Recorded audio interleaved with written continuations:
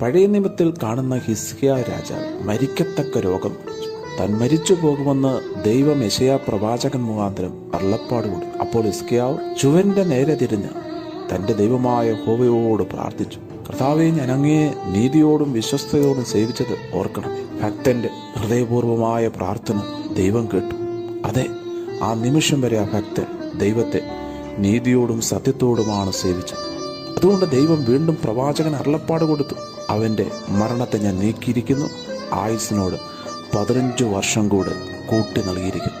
ഇന്ന് എന്നെ കേൾക്കുന്ന രോഗികളെ, മരണവിധി കേട്ട് കിടക്കുന്നവരെ, ഡോക്ടർ പറഞ്ഞു കാണും 1 മാസത്തിനുള്ളിൽ മരിക്കും. എന്നാൽ നീ നിന്റെ ദൈവത്തോട് ഹൃദയപൂർവ്വം പ്രാർത്ഥിച്ച മരണത്താഴ്വര നീന്തിക്കിടക്കുവാൻ, മരണത്തെ അതിജീവിപ്പാൻ സർവശക്തൻ സഹായിക്കും.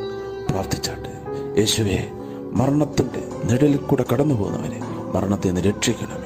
രോഗാവസ്ഥയിൽ കൂടെ കടന്നു പോകുന്നവരെ അങ്ങ് സൗഖ്യമാക്കി ജീവനിലേക്ക് എഴുന്നേൽപ്പിക്കണം.